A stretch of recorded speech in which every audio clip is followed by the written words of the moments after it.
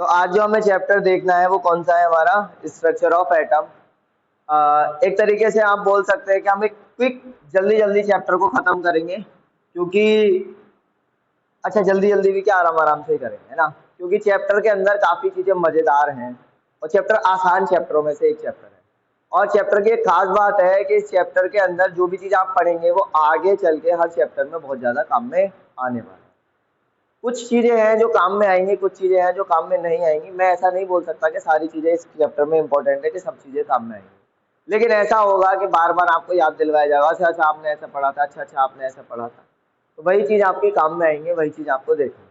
तो चैप्टर का नाम लिख सकते हैं आप, क्या, ऑफ एट। चलो क्या हुआ था जरा सुनना, कहानी वहीं से है। तुम्हें याद होगा कि डाल्टन्स एटॉमिक थ्योरी आई थी, या फिर मैं बात करूं जब हम एटम की बात कर रहे थे तो एटम के बारे में यहाँ पे चर्चा चल रही थी और एटम के बारे में सब चीजें निकल निकल के आ रही थी। उस टाइम पे हमने number of atoms, number of molecules यानी कि मोल कंसेप्ट हमने जनरेट कर लिया। उसके बाद यहाँ पे एक दिमाग में सवाल चल रहा था कि भाई एटम तो है, मॉलिक्यूल तो है, लेकिन इनके स्ट्रक्चर कैसे होंगे। चल रहा होगा कि नहीं चल रहा होगा। तो वही एटम और मॉलिक्यूल के स्ट्रक्चर जानने पहचानने के लिए हमने क्या काम किया, एक्सपेरिमेंट्स का दौर शुरू किया। और इसी एक्सपेरिमेंट्स के दौर के अंदर आप लोगों का एक चैप्टर बन गया जो कि क्या है आपका, स्ट्रक्चर ऑफ एटम। यानी कि एटम कैसा दिखता होगा, एटम के अंदर क्या क्या चीजें होती होंगी, ये सारी बातें आपको किस चैप्टर के अंदर, इसके अंदर पता चलेगी। आइए शुरू करते हैं स्ट्रक्चर ऑफ एटम। इस चैप्टर की शुरुआत जो नींव रखने वाले साइंटिस्ट हैं, मैं बोल सकता हूं कि जहां पे पहला सक्सेसफुल एक्सपेरिमेंट आपको देखने के लिए मिला वो है आपके जे जे थॉमसन। ठीक है, उन्हीं के एक्सपेरिमेंट से शुरू करेंगे और कैथोड रे एक्सपेरिमेंट से शुरू करेंगे।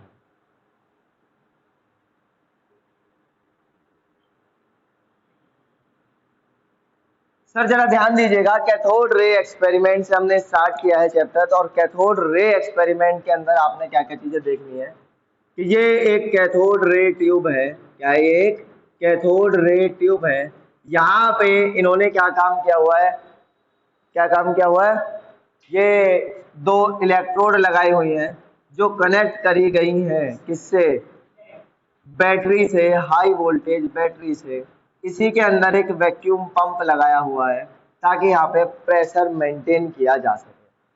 कायदे में जो आपकी कैथोड रे ट्यूब दिखती है वो कुछ कुछ इस तरीके से दिखेगी। ये फैराडे सर ने एक डिस्चार्ज ट्यूब बनाई थी, ये इस तरीके से आपको कैथोड रे ट्यूब दिखती है, ठीक है ना। तो फैराडे सर ने आपकी ये बनाई थी और इसी तरीके की आपकी ये कुछ कुछ ऐसी दिखती है, ठीक है।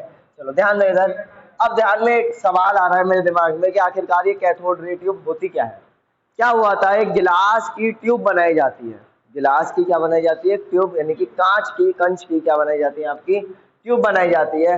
इस ट्यूब को एक्सपेरिमेंट्स में यूज किया जाता है, डिस्चार्जिंग, चार्जिंग, कुछ ऐसे एक्सपेरिमेंट्स होते हैं, वहां पे इसको यूज किया जाता है, जिसको आप क्या बोलते हैं, कैथोड रे ट्यूब।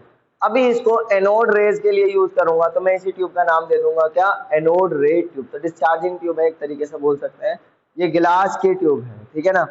ठीक, इलेक्ट्रिकल डिस्चार्ज ट्यूब, आपने फैराडे सर ने यहाँ पे थोड़ा सा काम किया था इसके बारे में, ठीक है। जरा देखना, ध्यान दीजिएगा।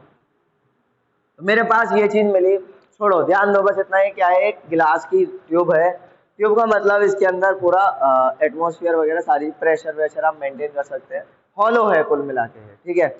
जैसे मैंने इसके अंदर क्या काम किया, दो क्या लगा दी, इलेक्ट्रोड्स। इलेक्ट्रोड्स क्या होता है पहले इस चीज को भी समझना।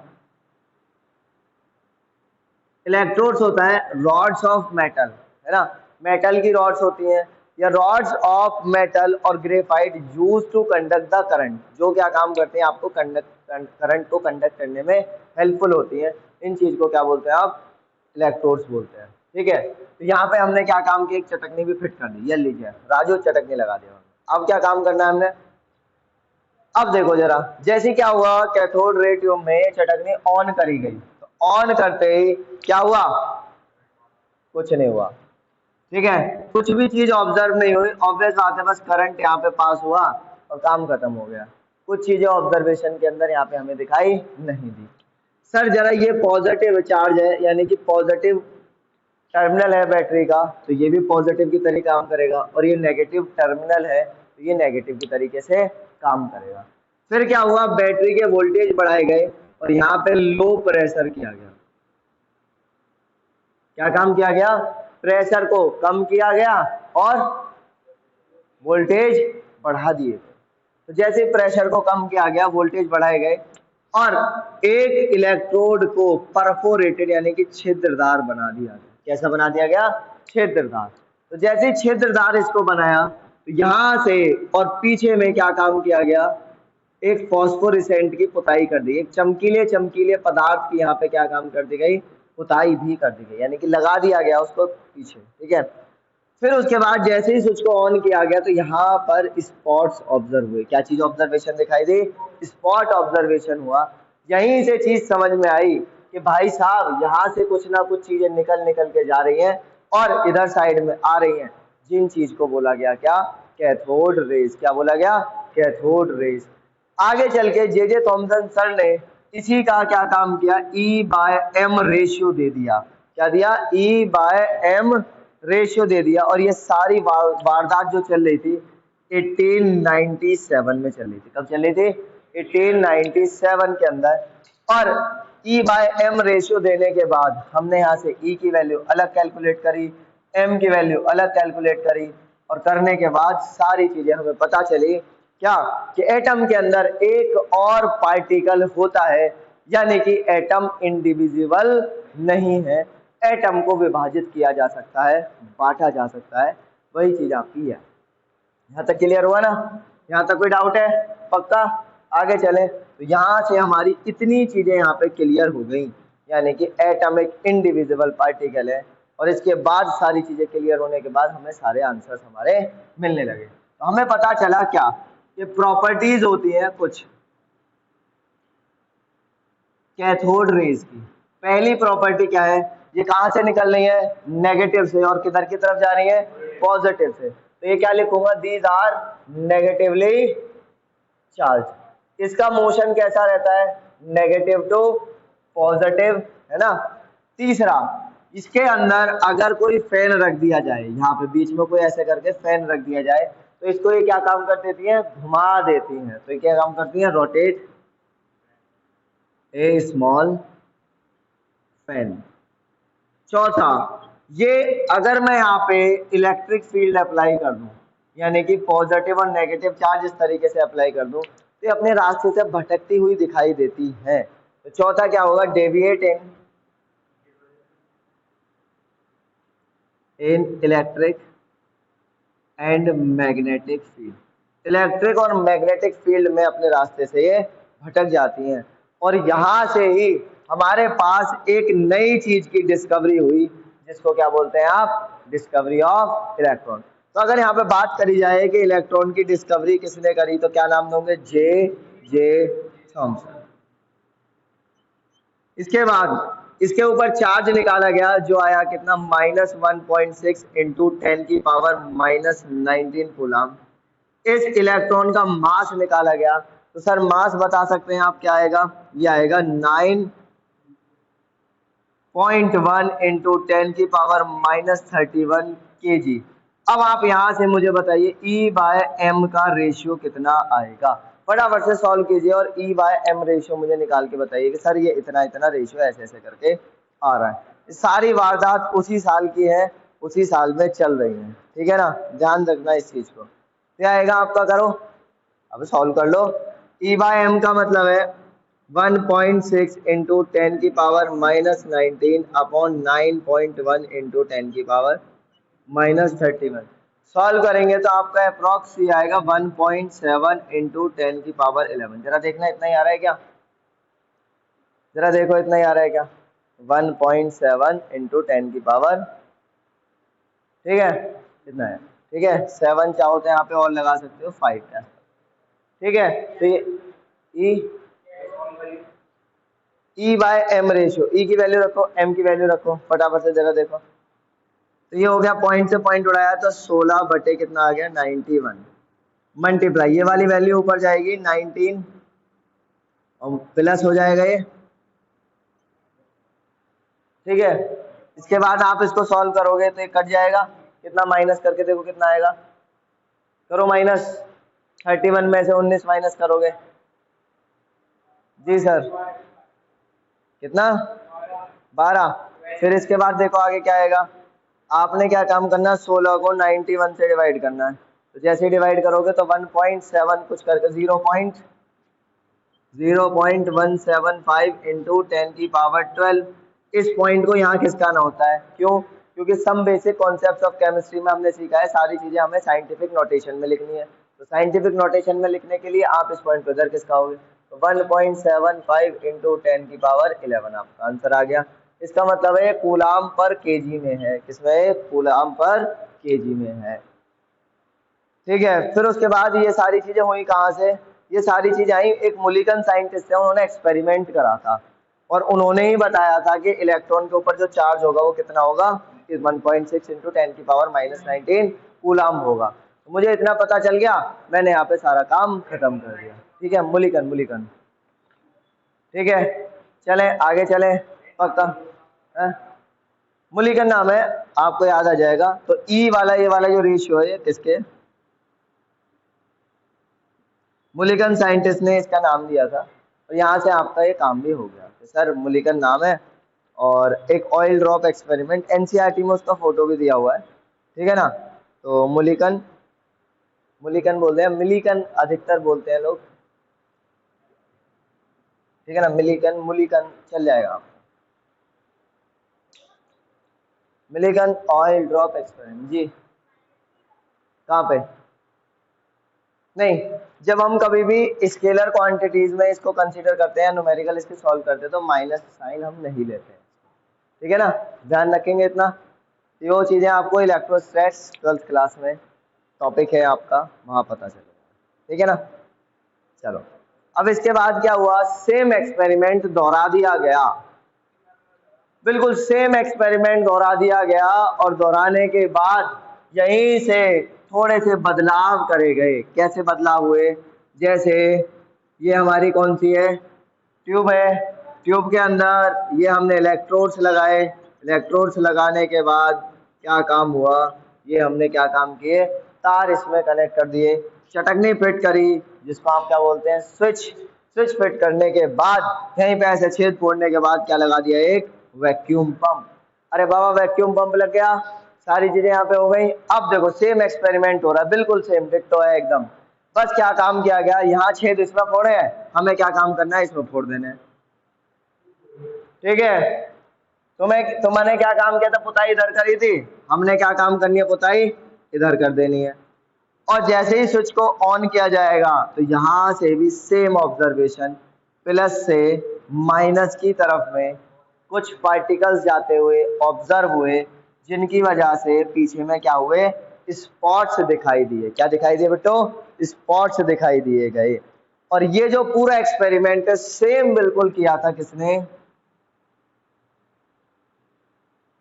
गोल्ड स्टीन ने। किसने किया था? Goldstein, STEIN, Goldstein. ठीक है ना, ये किसने किया था? गोल्ड स्टीन सर ने किया। और गोल्ड स्टीन सर ने भी सारी चीजें यहाँ पे दे दी। और यहां से हमने क्या मिला, प्रोटॉन मिल गया। क्या मिल गया? प्रोटॉन। तो डिस्कवरी ऑफ प्रोटॉन। देखो ये एक्सपेरिमेंट, ये चीजें, ये एक्सपेरिमेंट इलेक्ट्रॉन के बारे में जानकारी, ये वाला एक्सपेरिमेंट में ये दोनों चीजें हो गई।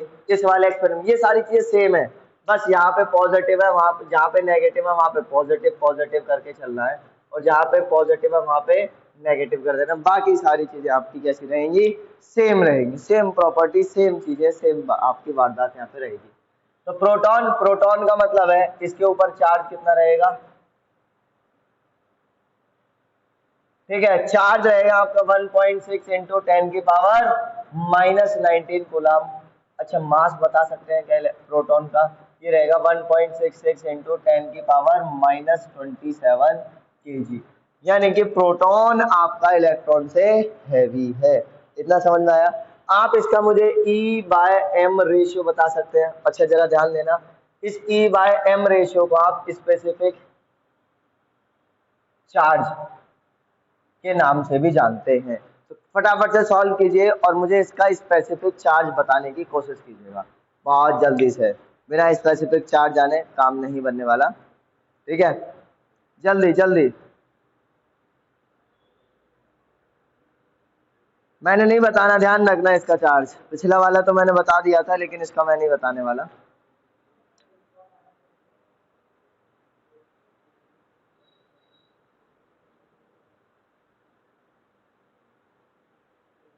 हो गया?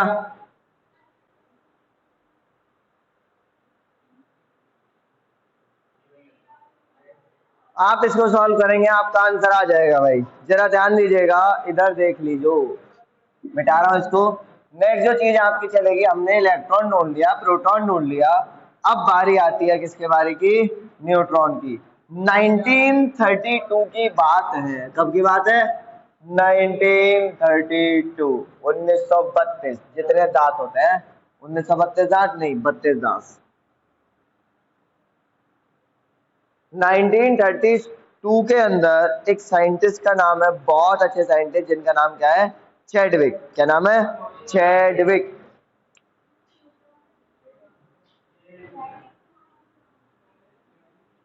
चैडविक 1932।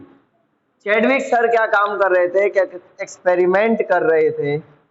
एक्सपेरिमेंट में एक न्यूक्लियर रिएक्शन करने की कोशिश कर रहे थे, जिनमें इन्होंने क्या काम किया? वो सॉरी, बेरिलियम लिया। क्या लिया? बेरिलियम। और इस बेरिलियम पे इन्होंने अल्फा पार्टिकल की बम्बार्डमेंट कराई। यानी कि अल्फा पार्टिकल क्या होते हैं? हीलियम।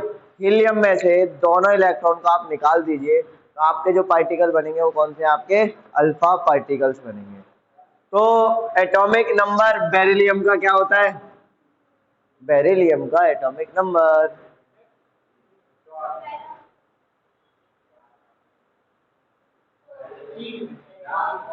बहुत बढ़िया, कोई 3 कोई 4। अरे यार,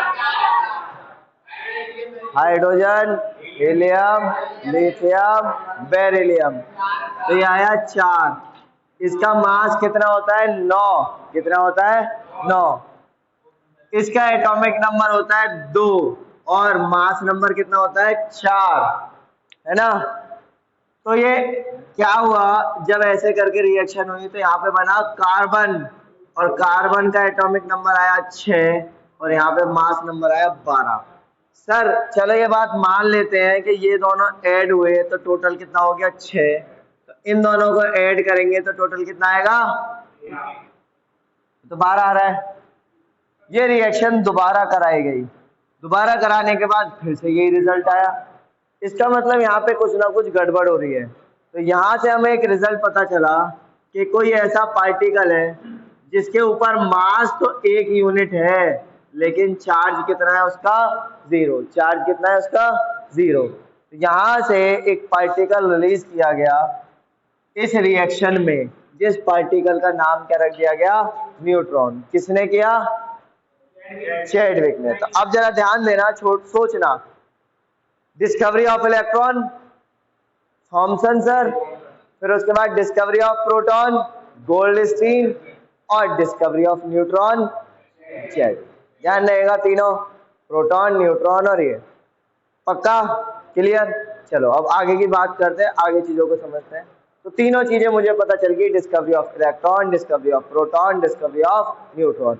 इसका मतलब मुझे ये बात पता चली कि इलेक्ट्रॉन 3 पार्टिकल से मिलकर बना हुआ है, जिनका नाम क्या है? इलेक्ट्रॉन, प्रोटॉन और न्यूट्रॉन। एटम आपका 3 पार्टिकल से मिलकर बना हुआ है, इलेक्ट्रॉन, प्रोटॉन और न्यूट्रॉन। चलिए जरा अब इन्हीं पार्टिकल्स के अरेंजमेंट को देखा जाएगा। तो इन पार्टिकल्स के अरेंजमेंट को देखा जाएगा, और बनाए जाएंगे क्या? Structure of atom. यानी कि अब बात करेंगे कि एटम कैसा दिखता होगा। अब जो बात चलने जा रही है आपकी एटॉमिक मॉडल। Atomic model. तो अब जो चीज हम पढ़ने जा रहे हैं वो क्या है? तुम्हारे मॉडल ऑफ एटम। इसके अंदर हम जो पढ़ेंगे कायदे में, वो 4 एटम के मॉडल हैं। पहला कौन सा है? Thomson's model of atom. दूसरा कौन सा है? Rutherford model of atom. तीसरा है आपका बोर मॉडल ऑफ एटम। और चौथा है तुम्हारा क्वांटम मॉडल ऑफ एटम। ठीक है ना? चारों मॉडल बहुत ज्यादा इंपॉर्टेंट है और बहुत ज्यादा आसान भी है। आइए शुरू करते हैं मॉडल। ठीक है, हाँ एक चीज ये मत सोचना कि एटम के मॉडल के बारे में बात कर रहे हैं, कहीं से करके मॉडल चलते चलते आएंगे तो मॉडलिंग करते हुए जाएंगे। मॉडल का मतलब डिजाइनिंग है यहाँ पे, ठीक है ना। ठीक, समझ जाना। कभी ये चीज सोचो कि आप एटम मॉडलिंग करता हुआ यहाँ से वहां तक घूमता हुआ ऐसे जाएगा आएगा, तो वो चीजें यहाँ पे आपकी नहीं रहेंगी, ठीक है ना। चलो जरा आगे की बात करते हैं, आगे समझते हैं। तो एटॉमिक मॉडल के अंदर पहला मॉडल है आपका Thompson model of atom.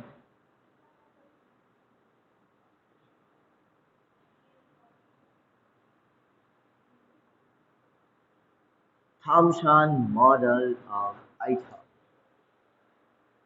Thompson model के हिसाब से चीजें क्या थी। थॉमसन सर ने बताया कि एटम एक स्फीयर है, वो भी पॉजिटिवली चार्ज स्फीयर। कैसा? Positively charge sphere.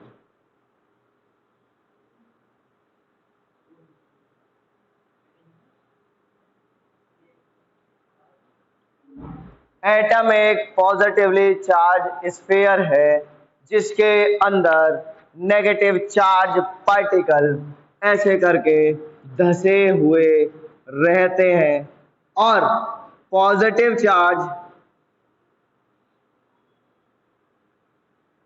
Negative charge को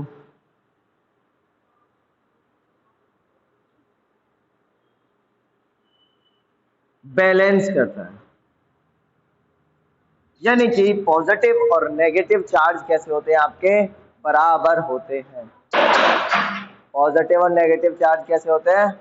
बराबर होते हैं। याद रहेगा, इतनी चीजें समझ में आ गई। चलो ठीक, अब जरा देखो, पॉजिटिव नेगेटिव चार्ज बराबर। अब यहीं से हमारी क्रिएटिविटी, इनकी भी क्रिएटिविटी, हमने दिमाग लगाया कि भाई एटम एक तरबूज है। यहीं से सोचने लगे यार ये तो ऐसे दिख रहा है जैसे तरबूज। तो एटम क्या है? एक तरबूज है जिसमें पॉजिटिव चार्ज जो है वो रेड रेड वाला पार्ट, तरबूज को ऐसे काटा, काटने के बाद जो रेड रेड वाला पार्ट आपको दिखाई दे रहा है वो पॉजिटिव चार्ज है, और जो बीज बीज दिखाई दे रहे हैं वो नेगेटिव चार्ज। मेरा सवाल यहाँ पे इंपॉर्टेंट है, न्यूट्रॉन कहाँ चले गए? अच्छा है कहाँ? पार्टिकल तो तीन है। पार्टिकल कितने हैं? तीन। तो न्यूट्रॉन कहाँ गए? सुसु करने? अरे क्या बोल रहे हो, न्यूट्रॉन कहाँ गए? नहीं बेटा सुसु करने नहीं गए हो, ठीक है। तो न्यूट्रॉन कहाँ चले गए? कबड्डी खेलने। देखो उस टाइम पे क्या हुआ था, न्यूट्रॉन की डिस्कवरी नहीं हुई थी। न्यूट्रॉन की डिस्कवरी हुई थी 1932 के अराउंड, और ये जो मॉडल दे दिया गया था वो दिया था 1898 में। किसमें दिया था? 1898। ध्यान रखना 1898। सही है, तो जब पता ही नहीं था कि न्यूट्रॉन है तो मॉडल में कहां से आ जाता न्यूट्रॉन। सही है ना। चलो बहुत बढ़िया जी।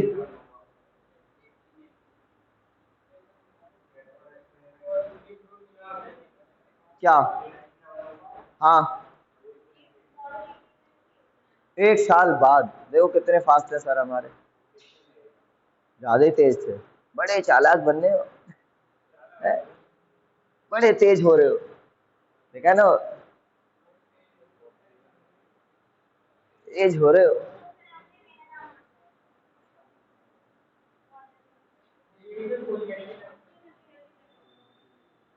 सही है, यहां तक समझ आया। नेक्स्ट एक्सपेरिमेंटल मॉडल आपको देखो, ये मॉडल पूरी तरीके से झंड घोषित कर दिया गया, क्योंकि इस मॉडल से कोई भी बातें हमें पता नहीं चल रही।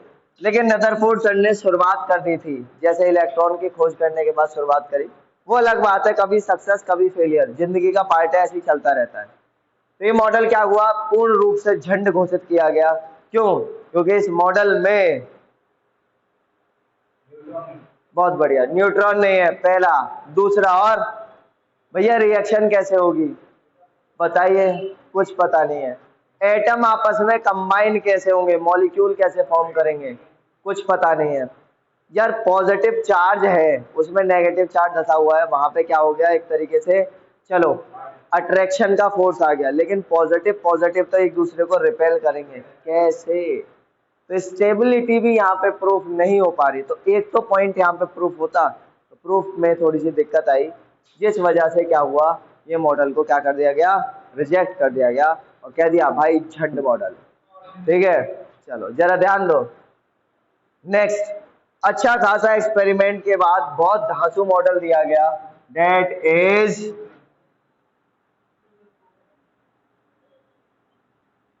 रदरफोर्ड्स मॉडल ऑफ एटम या रदरफोर्ड एटॉमिक मॉडल।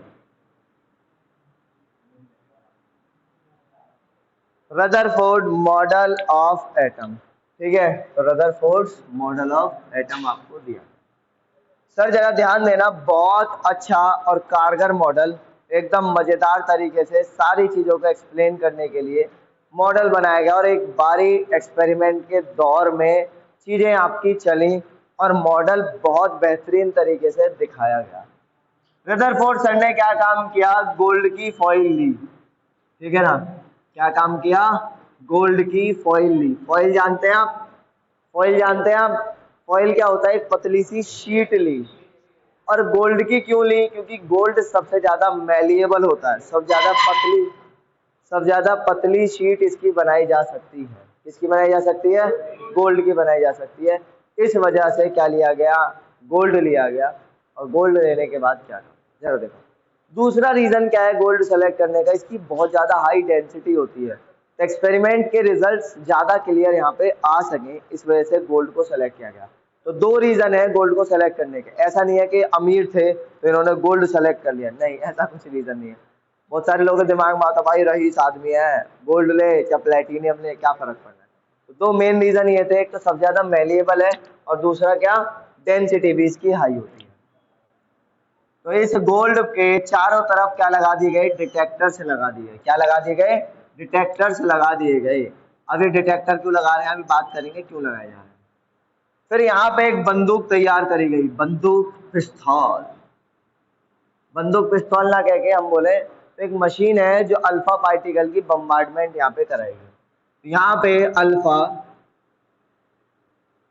पार्टिकल्स, ये बंदूक तैयार करी गई, तोप तमंचे बंदूक, यहां से अल्फा पार्टिकल को फेंका गया ऐसे, पूरे में क्या हुआ, अल्फा पार्टिकल की बम्बार्डमेंट करी गई और अल्फा पार्टिकल को क्या किया गया, फेंका गया। तो जैसे ही अल्फा पार्टिकल को फेंका गया तो यहाँ से ऑब्जर्वेशन हुई कि बहुत सारे यानी कि कुछ अल्फा पार्टिकल तो सीधे सीधे निकल गए। भाई ऐसे ही ऐसा करके अल्फा पार्टिकल आए धम से निकले सीधा निकल जाए, ठीक है ना। कुछ अल्फा अल्फा पार्टिकल, बहुत कम अल्फा पार्टिकल अपने रास्ते से भटक गए, सही है, बहुत कम अल्फा पार्टिकल क्या हुए, अपने रास्ते से भटक गए। और सबसे कम अल्फा पार्टिकल, बहुत ही ज्यादा कम अल्फा पार्टिकल 180 डिग्री का एंगल बनाते हुए वापस आ गए, यानी कि बाउंस बैक आ गए। तो यहाँ पे तीन ऑब्जर्वेशंस हुई, जरा देखना। ऑब्जर्वेशन नंबर 1, पहली ऑब्जर्वेशन कि अल्फा पार्टिकल कैसे गए आपके, सूधे सूधे। तो अल्फा पार्टिकल कैसे चले गए आपके, बिल्कुल नाक की सीध में सीधे सीधे चले गए। तो यानी कि क्या बोलेंगे, अल्फा पार्टिकल पास स्ट्रेट।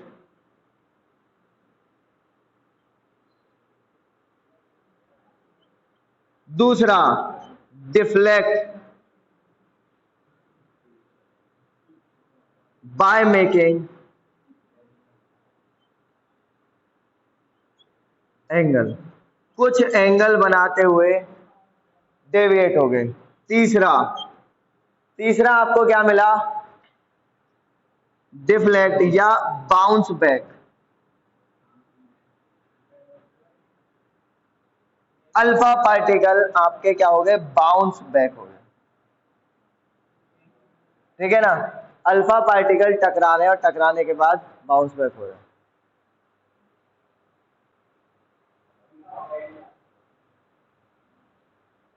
ठीक है, ये चीज आपके यहाँ पे हो रही है। अब इन्हीं चीजों के बिहाफ पे दिए गए कंक्लूजन, रिजल्ट दिया गया, अल्फा पार्टिकल सीधे सीधे जा रहे हैं, तो क्या मतलब होगा यार? सीधा सीधा कब कोई आदमी जा सकता है? हाय हाय हाय, कहाँ जा रहे हो रे? ठीक है, ये मार्कर अभी फेंका तो सीधा सीधा कब जा सकता है? कब? जब स्पेस खाली हो। भाई नॉर्मल सी बात है, अभी कोई चीज यहाँ पे टांग दी जाए और फिर मैं अल्फा पार्टिकल को मारूं, थोड़ी दिक्कत आएगी कि नहीं आएगी? सीधे जाने में तकलीफ होगी। तो यानी कि यहाँ पे बोलेंगे क्या, मोस्ट ऑफ द स्पेस या most of the item is खाली। ज्यादातर एटम कैसा है आपका? खाली है, यानी कि क्या है? एम्प्टी, बहुत सारा खाली स्पेस है। ठीक है, नेक्स्ट, कुछ एंगल बनाते हुए जा रहे हैं। अल्फा पार्टिकल पे 2+ चार्ज है और इस 2+ चार्ज को बैलेंस करना, या फिर मैं बोलूं वापस से भेजने के लिए, और इतनी तेज हाई चार्ज आ रहा है और बहुत माइन्यूट सा पार्टिकल है, वैसे भी बॉडी से पार हो सकता है अगर बहुत ज्यादा स्पीड से इसको भेजा जाए, और ये वापस आ रहा है, तो इसका मतलब कहीं पे बहुत सारा पॉजिटिव चार्ज होगा, तभी क्या काम किया जा सकता है? इसको वापस भेजा जा सकता है। यहाँ पे बोलेंगे देयर इज बहुत सारा चार्ज, देयर इज बहुत सारा पॉजिटिव चार्ज, बहुत सारा पॉजिटिव चार्ज है कहीं ना कहीं, है ना? समझ में आया? इतनी चीज क्लियर हुई। अब नेक्स्ट चीज क्या हुए, ये बाउंस बैक हुए, जैसे विवेक बिंद्रा सर चलवाते हैं ना, आई विल बाउंस बैक ऐसे करके, है ना? तो वही चीज आपका ये क्या हुए, बाउंस बैक हुए। अल्फा पार्टिकल से बोले हम भी बाउंस बैक होंगे, तो ऐसे करके वो टकराए और क्या हो गए? बाउंस बैक हो गए। तो वही चीज यहाँ पे बाउंस बैक हुई, और यहां से एक और कंक्लूजन पता चला, क्या? कि कंफर्म हो गया भाई, क्या चीज? कि कंफर्म हो गई कि बीच में एक पॉजिटिव चार्ज बहुत सारा है। ठीक है ना? तो कंफर्मेशन ऑफ पॉजिटिव चार्ज, और जिस पॉजिटिव चार्ज को कह दिया गया क्या? न्यूक्लियस। क्या कहा गया? न्यूक्लियस। सर अब फिर से देखो जरा, discovery of proton Goldstein, discovery of electron J Thomson, discovery of neutron Chadwick, discovery of nucleus rather. सही है, रदरफोर्ड सर ने प्रोटॉन की डिस्कवरी नहीं करी। क्लियर? यहां तक समझ में आया? तो ये सारी वारदात हुई यहाँ पे, और फिर इन्होंने अपना मॉडल दे दिया। इन्होंने चिल्लाया कि देखो लोगों, इधर ध्यान दो, मेरा मॉडल कैसा होगा? ऐसा होगा कि बीच में क्या है? एटम के पॉजिटिव चार्ज, और इस पॉजिटिव के चार्ज के चारों तरफ इलेक्ट्रॉन घूमते रहते हैं इस तरीके से, एक फिक्स पाथ में क्या होते हैं? इलेक्ट्रॉन घूमते रहते हैं। इन्होंने ऐसा मॉडल बोल दिया, और बोलने के बाद बताया कि भाई देखो ये मॉडल, ये आपका इस तरीके से हो। क्लियर है? यहाँ तक समझ में आ गया? यहाँ तक कोई डाउट है? पक्का? ठीक है, किसी ने नहीं? ठीक है ना, वो अलग बताएंगे कभी। ठीक है, अब यहाँ देखो, ये चीज हुई आपकी, ये चीज क्या पता चली आपको कि सर ये आपके बीच में पॉजिटिव चार्ज, पॉजिटिव के चार्ज के चारों तरफ कौन घूम रहे हैं? आपके इलेक्ट्रॉन। इतनी सारी बातें यहाँ से हमें पता चली। ठीक है, कायदे में परमाणु के बारे में, एटम के बारे में ऋषि कन्नड़ ने थोड़ा सा बता दिया था पहले, है ना? तो वहीं से कंसेप्ट आपको उठाए गए, कुछ फिलोसफर्स चले, कुछ चीजें चले। ठीक है, तो ये चीजें हैं आपकी। क्लियर? तो इसको छाप लो और फिर इसके ड्रॉबैक के बारे में बात करें।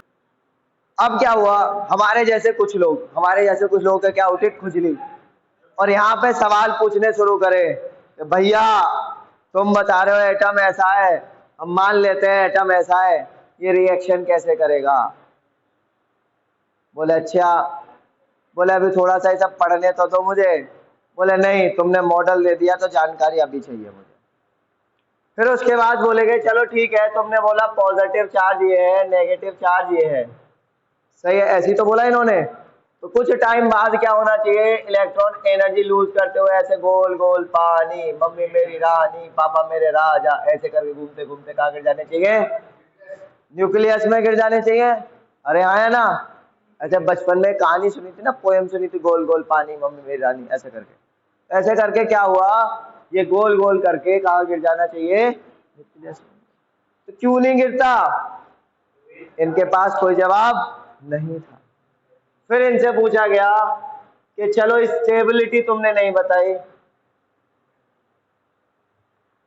तुमने स्टेबिलिटी के बारे में नहीं बताया, तो इलेक्ट्रिकल न्यूट्रलिटी बता दो।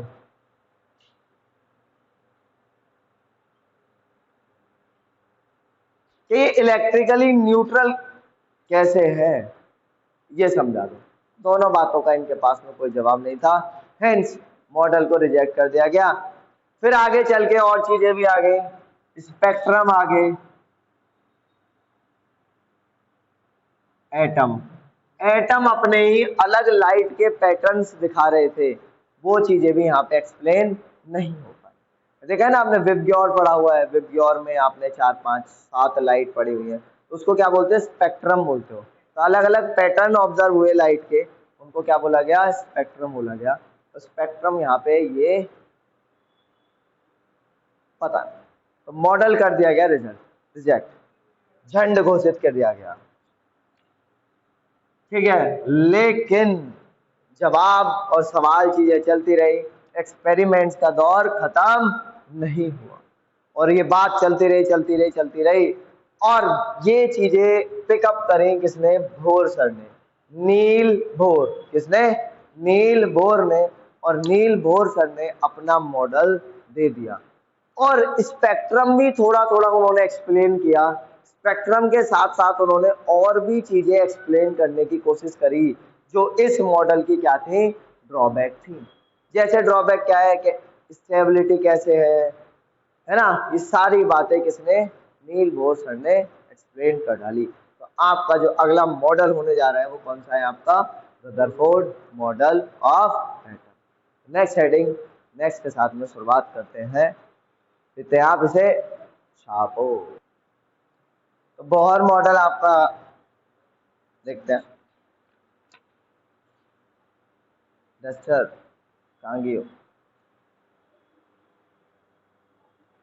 देखो जरा, बोहर मॉडल की अगर बात की जाए तो सारी चीजें एक वेल मैनर्ड वे में आप क्या काम कर सकते हैं, बोहर मॉडल की हेल्प से सारी चीजों का अता पता लगा सकते हैं, जिसके अंदर आपकी रेडियस इंक्लूड हो सकती है, जिसके अंदर आपकी वेलोसिटी इंक्लूड हो सकती है, जिसके अंदर आप क्या काम कर सकते हैं, एनर्जी ऑफ इलेक्ट्रॉन भी निकाल सकते हैं। तो एक ऐसा फैंटास्टिक मॉडल आपको मिला, कौन सा, बोहर मॉडल। ठीक है, तो वही चीज है आपका बोहर मॉडल। आइए चालू करते हैं, एटॉमिक मॉडल ऑफ, ठीक है ना, क्या, न्यूक्लियस, डेट याद नहीं रखनी आपको, ठीक है। चलो आगे के बाद, बोहर मॉडल ऑफ एटम, सही है, बोहर्स मॉडल ऑफ एटम, वही चीज है, बोहर ने क्या क्या मॉडल दिए, क्या क्या चीजें हैं, वही चीज आपको समझनी है, देखनी है। जैसे हमने रदरफोर्ड के बारे में समझा, वही सेम कंडीशन हमारी किसके बारे में आने वाली है, बोहर सर के मॉडल के बारे में आएगी, ठीक है ना। तो चलते हैं जरा समझते हैं।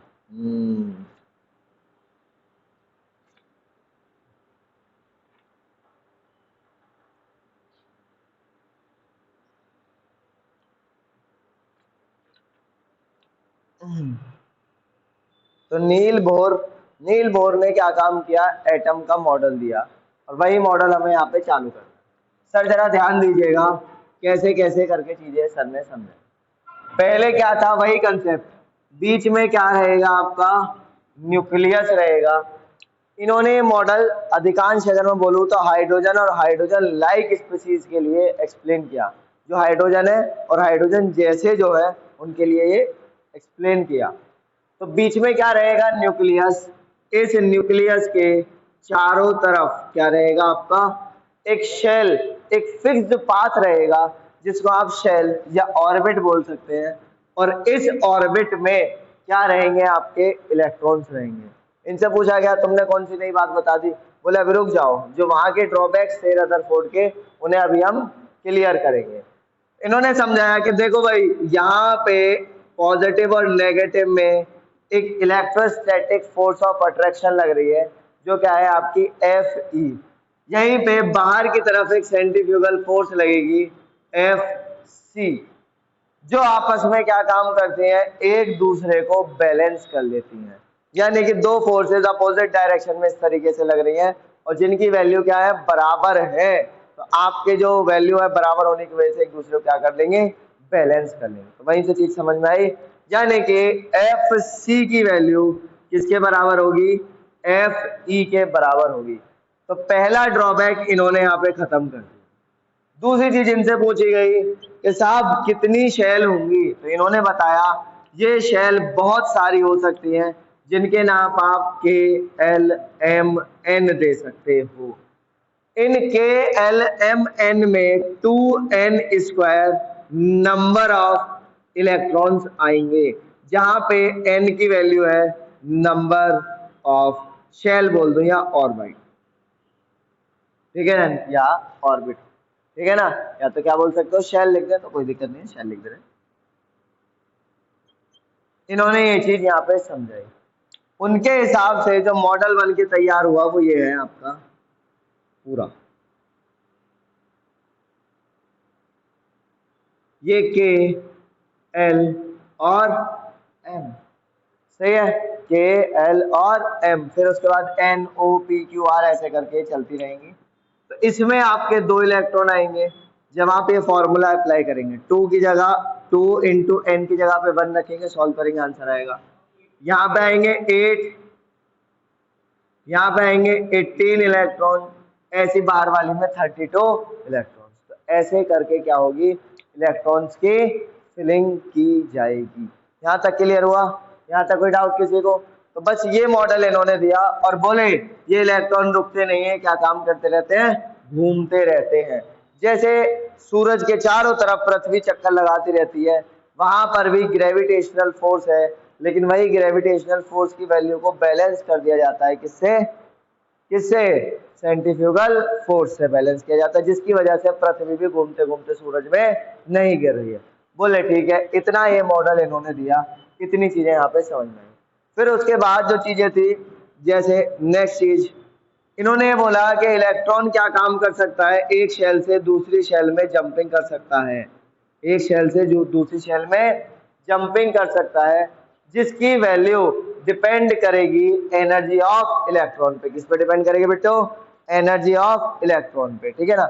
जैसे एनर्जी बढ़ेगी तो तुरंत जंप करके ऊपर वाली शेल में जाएगा, जिसको हम बोलेंगे एक्साइटेड शेल या एक्साइटेड इलेक्ट्रॉन। ऊपर गया जंप करके तो क्या हो गया, वो एक्साइट हो गया, एक्साइटेड हो गया। फिर इन्होंने एक चीज बताई, मैं बोल दूं,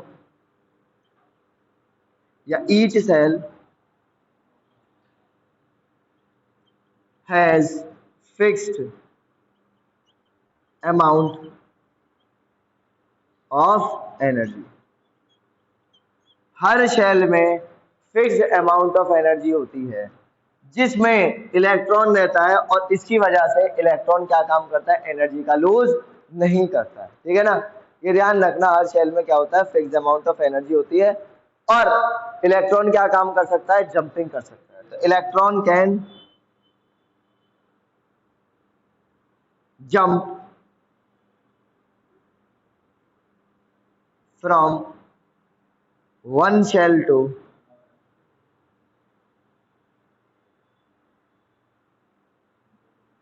another, और जंप होके गया तो क्या बोल दिया उसको, एक्साइटेड स्टेट में। समझ में आया, इतनी चीजें क्लियर हुई, यहां तक कोई डाउट? फिर इन्होंने क्या काम किया, फिर इन्होंने यहाँ पे एक और पॉइंट बोल दिया कि इलेक्ट्रॉन का जो मोमेंटम होगा, ध्यान से सुनना बात, इलेक्ट्रॉन का जो मोमेंटम होगा वो क्या होगा, NH/2π, यानी कि mvr is equal to NH/2π two pi होगा। ये कैसे आया कुछ पता नहीं, बस इन्होंने बता दिया कि साहब मोमेंटम ऑफ इलेक्ट्रॉन या एंगुलर मोमेंटम ऑफ इलेक्ट्रॉन क्या होगा तुम्हारा, इतना होगा m B r is equal to n h upon two pi. ये मोमेंटम के बारे में इन्होंने एंगुलर मोमेंटम के बारे में जानकारी दी। तो ये मेन चीजें हैं यहाँ पे इन्होंने जिसके बारे में जानकारी दी है। ठीक है, यहाँ तक क्लियर हुआ? यहाँ तक कोई डाउट? तो ये मेन चीजें आपने यहाँ से समझी और निकाली। फिर इन्होंने इसी चीज का इस्तेमाल करके सारी चीजों को कैटेगराइज करा और कैटेगराइज करने के बाद इन्होंने क्या काम किया, रेडियस ऑफ इलेक्ट्रॉन दे डाली। क्या चीज दी? Radius of electron. Next heading में ये मॉडल मिटा देता हूँ इधर से क्योंकि वहां पे बना हुआ है, तो वहीं से चीजें हमें समझ लेनी है। नेक्स्ट जो चीज आएगी, इसकी हेल्प से, पूरे मॉडल की हेल्प से इन्होंने मैथमेटिकली एक चीज को एक्सप्लेन किया और हमारे सर में दर्द किया है। बहुत सारे तो सोचते हैं क्यों पढ़ रहा हूँ यार, दे दिया मॉडल, खत्म करो।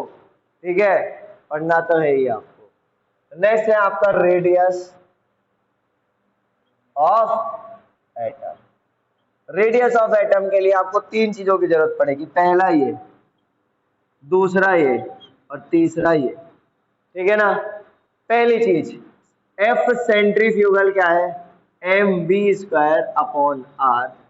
एफ इलेक्ट्रोस्टैटिक कितनी होती है, के Q1 Q2 अपॉन में आर स्क्वायर।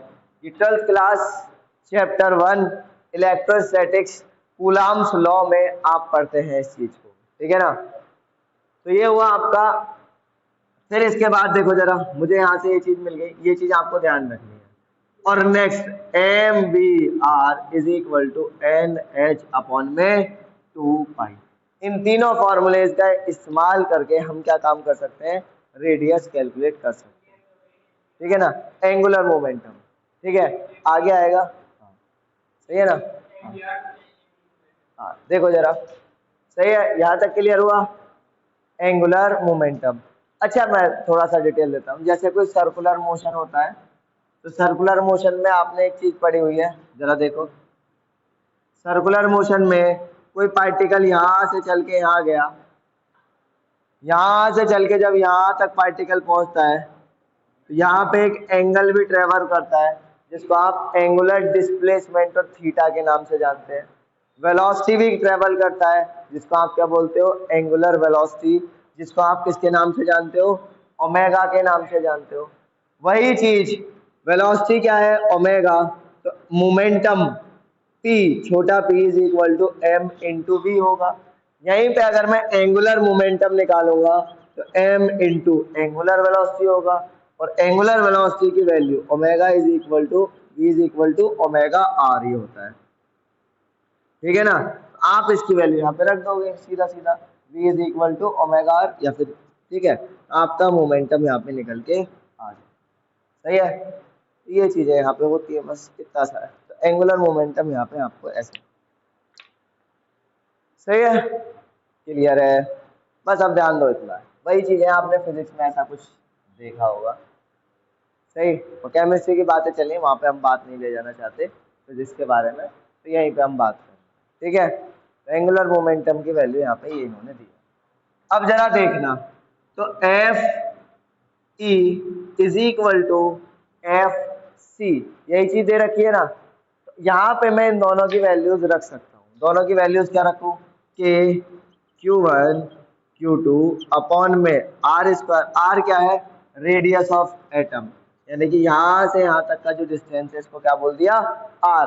अगर एक और शेल लगी रहती बाहर में, मान लो ऐसे करके हम डॉट डॉट डॉट करके बना देते हैं, तो आर यहाँ से यहाँ तक का डिस्टेंस। ठीक है ना? तो सबसे बाहर वाली जो शेल है वो डिस्टेंस आपका क्या है, आर। ठीक, हमने रखा यहाँ पे क्या रखा, एम बी स्क्वायर अपॉन में आर। सही? अब एक बात बताओ, मैं v की वैल्यू ऊपर से निकाल सकता हूँ, यहाँ से इसमें प्लेस कर दूंगा। चलो जरा देखो, तो m B r is equal to n h upon two पाई।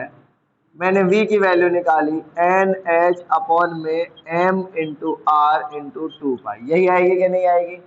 इस वैल्यू को उठा के मैं यहाँ पे जब प्लेस करूंगा तो क्या आएगा, k Q1 Q2 अपॉन में are square is equal to m n h upon m r two pi का होल स्क्वायर। और अपॉन में क्या रहेगा, आर रहेगा। जरा देखो यही आएगा कि नहीं आएगा, एक बार चेक करते रहो साहब, डेरिवेशन आपके सामने चल रहा है, चेक करते रहो, देखते रहो इस चीज को। वो 12th क्लास में आप इसको ऐसा कुछ पढ़ेंगे, 12th क्लास में आपका आएगा, इलेक्ट्रोस्टैटिक्स चैप्टर है उसके अंदर आप पढ़ेंगे, ठीक है ना। कूलाम्स लॉ के अंदर चीजें हैं ये, तो इन्होंने ये चीज वहां से इस्तेमाल करी है, ठीक है ना। आएगा, बाकायदा आएगा, फिजिक्स में ही आएगा, हम पढ़ेंगे इसको, ठीक है ना, बाकायदा पढ़ेंगे, देखते रहेंगे आप, है ना, सारी चीज।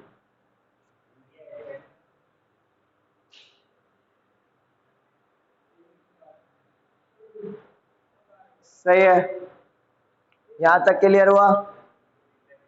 अब जरा देखो, ये आने के बाद आपको किसकी वैल्यू निकालनी है, आर की। तो जरा इसको सॉल्व करने की कोशिश करेंगे। तो आया m N square H square upon में एम स्क्वायर आर की पावर 3 2 पाई का भी स्क्वायर, और यहाँ पे चलेगा के Q1 Q2 अपॉन में आर स्क्वायर।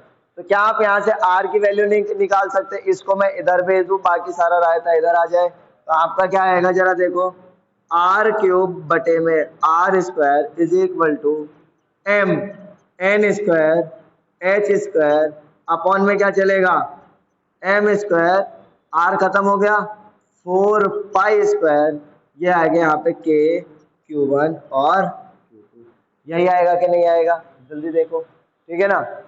अब मुझे क्या समझना है, ये Q1 Q2 क्या है, सर ये Q1 Q2 है चार्ज, Q1 Q2 क्या है,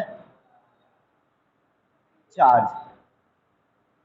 अब जरा ध्यान देना, मैं यहाँ पे चार्ज के बारे में बात करता हूँ, तो ये मेरा एक एटम, चार्ज को समझ लीजिए, ये क्या है, मेरा एक एटम, इस एटम के अंदर चार्ज कैसे आएगा, कहां से आएगा, क्या हो गया, ठीक है। इसके अंदर नंबर ऑफ प्रोटॉन कितने होते हैं, नंबर ऑफ प्रोटॉन, तो Np जो होते हैं वो कितने होते हैं, एटॉमिक नंबर के बराबर, और नंबर ऑफ इलेक्ट्रॉन कितने होते हैं, एटॉमिक नंबर के बराबर, यही तो चीज होती है।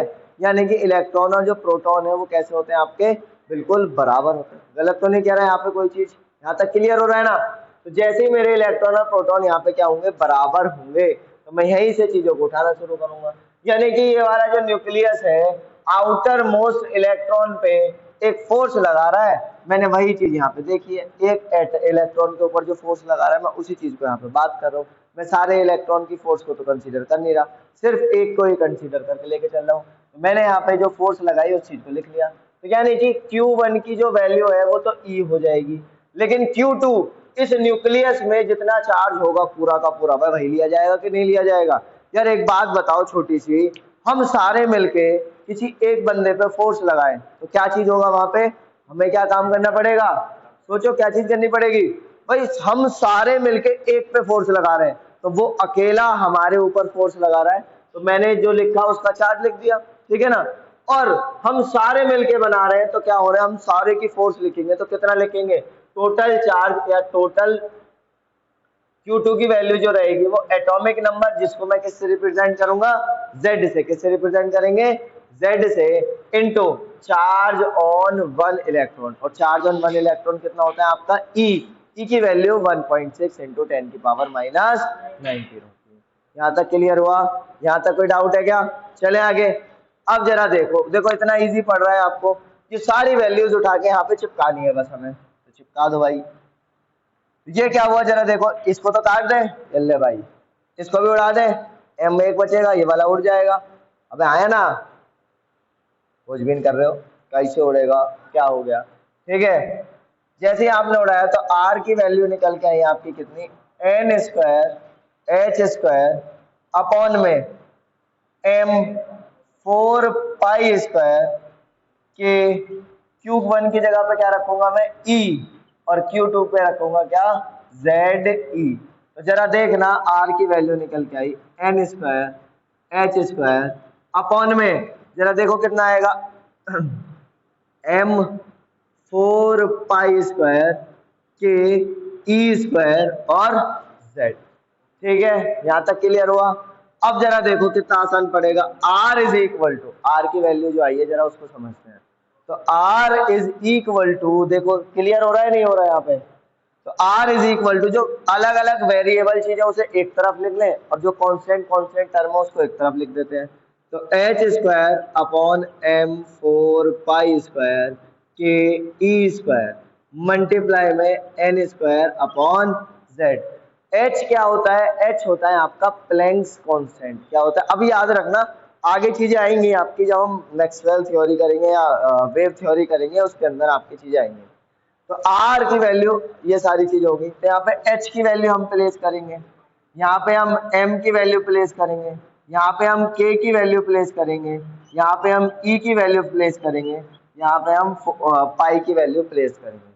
तो इन सब वैल्यूज को प्लेस करेंगे और प्लेस करने के बाद हमारे आंसर आएंगे। तो एच की वैल्यू कितनी होती है? 6.626 इंटू 10 की पावर -34। एम की वैल्यू कितनी रखेंगे आप? अभी रखा है आपने 9.1 इंटू 10 की पावर -31, और के की वैल्यू आप यहाँ पे 1 रख सकते हैं, ठीक है। और एक वैल्यू और होती है 9 इंटू 10 की पावर माइनस, सही है, 9 इंटू 10 की पावर 9, और ई की वैल्यू 1.6 इंटू 10 की पावर -19 कूलम, और पाई की वैल्यू 3.14।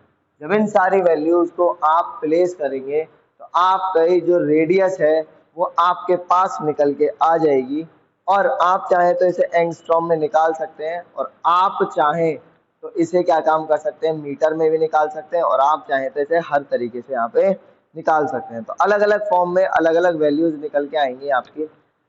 तो एंगस्ट्रॉम में जो वैल्यू निकल के आएगी, जगह कहाँ है भाई, तो एंगस्ट्रॉम में जो वैल्यू निकल के आएगी, चलो इधर लिख देते हैं।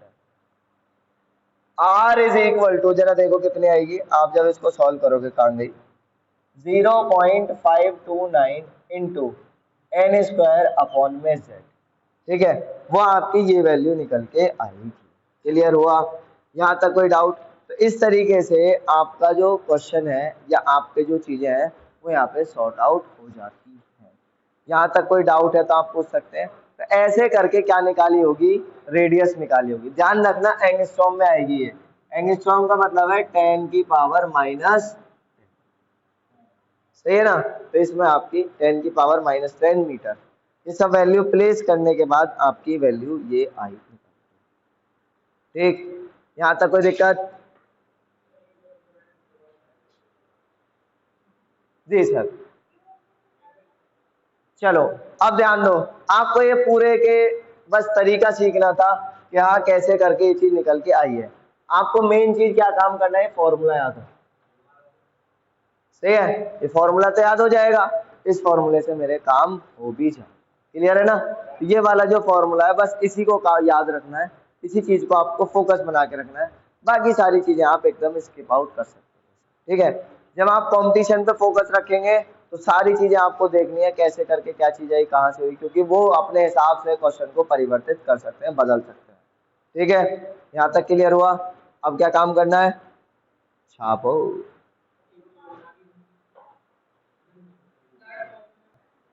तो ये हो गया। अब इसके बाद क्या हुआ, इसी तरीके से आप क्या काम कर सकते हो, इलेक्ट्रॉन की वेलोसिटी निकाल सकते हो और इलेक्ट्रॉन की एनर्जी भी निकाल सकते हो, ठीक है ना। तो वही तरीके हैं आपके सारे, और इनसे आप सारी चीजों को सॉल्व करके बता सकते हो। बोर सर ने जो वेलोसिटी निकालने का तरीका बताया वो क्या है, जरा देखना। वेलोसिटी के लिए जो फॉर्मूला बना, v is equal to 2.18 into 10 की पावर 8, ठीक है ना। ये है आपका 2.18 इंटू 10 की पावर 8 z।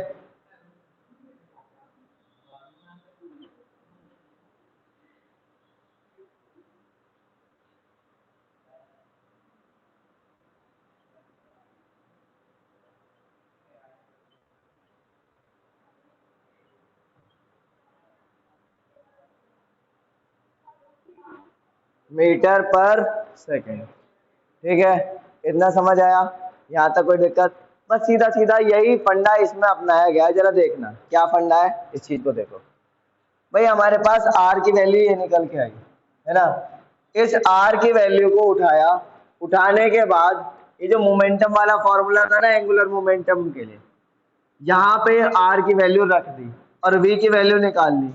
निकालने के बाद हमारे पास दो फॉर्मूले तैयार हो गए, एक सेंटीमीटर पर सेकंड में है और एक क्या है आपका मीटर पर सेकंड में। चाहो तो इसको सॉल्व भी कर सकते हो, ठीक। वही चीज एनर्जी के लिए, एनर्जी ऑफ इलेक्ट्रॉन जो आपके निकल के एनर्जी ऑफ इलेक्ट्रॉन जो आपकी निकल के आई, उसके दो तीन आपके फॉर्मूले बनेंगे। पहला है आपका जो सबसे ज्यादा यूज होता है -13.6 Z² अपॉन n²। दूसरा आप यूज कर सकते हैं -2.18 इंटू 10⁻⁻11 Z² अपॉन में n²। ठीक है ना। ये जो फॉर्मूला है ये आपका आएगा इलेक्ट्रॉन वोल्ट पर एटम, ठीक है ना। और इसका जो आएगा वो आएगा इलेक्ट्रॉन वोल्ट, सॉरी ये वाला जो आएगा ये आएगा आपका अर्ग के लिए, ठीक है ना। और फिर एक फॉर्मूला है जो जूल के लिए यूज होता है 1-1312 Z² अपॉन n²। ये जो फॉर्मूला है आपका वो किलो जूल पर मोल के लिए यूज होता है, ठीक है ना। तो आपके ऐसे ऐसे करके दो तीन फॉर्मूले हैं, आप इनको इस्तेमाल कर सकते हैं और क्या काम कर सकते हैं, एनर्जी निकाल सकते हैं। सबसे ज्यादा किलो जूल के लिए हो गया, हो गया। सबसे ज्यादा जो इस्तेमाल करे जाते हैं वो आपके दो फॉर्मूले, एक तो इलेक्ट्रॉन वोल्ट वाला और एक ये वाला, ठीक है। यहाँ तक चीजें क्लियर हो गई, यहाँ तक चीजें क्लियर हो गई, यहाँ तक समझ में आ गया। बस इतनी सी बात है, ये आपके फॉर्मूले हैं। ये फॉर्मूले आपके इंपॉर्टेंट है, ये फॉर्मूले आपको करने हैं, याद ही करने हैं, और कोई फंडा नहीं है इनके लिए। चाहो तो निकाल सकते हो, पर मैं सलाह देता हूँ कि याद ही कर लो, क्योंकि निकालने में इतना लंबा चौड़ा डेरिवेशन करने में पूरा आपको बहुत टाइम लग जाएगा, ठीक है। कौन सा भी, ये वेलोसिटी है बेटो, ये एनर्जी है। तो ये पूरा बोर मॉडल हो गया, ठीक है। अब इसी में क्या हुआ, हाल ही में क्या चीज पूछी गई कि सर ये क्या काम करते हैं, इलेक्ट्रॉन क्या काम करते हैं, कुछ स्पेक्ट्रम शो करते हैं। तो इन्होंने जवाब दिए दोनों चीजों के। उसके लिए हमें ये चीज समझनी पड़ेगी कि आखिरकार स्पेक्ट्रम कैसे होता है। उसके लिए हमें बेसिक नॉलेज चाहिए थोड़ी लाइट की। तो लाइट समझेंगे, लाइट के बारे में करेंगे, और फिर उसके बाद शिफ्ट हो जाएंगे हम किसके ऊपर, क्वांटम मॉडल के ऊपर, ठीक है ना। तो आसान है, फिर इसके रह जाएगी हमारी प्रैक्टिस। प्रैक्टिस रहने के बाद सारी चीजें आपकी हो जाएगी, ठीक है।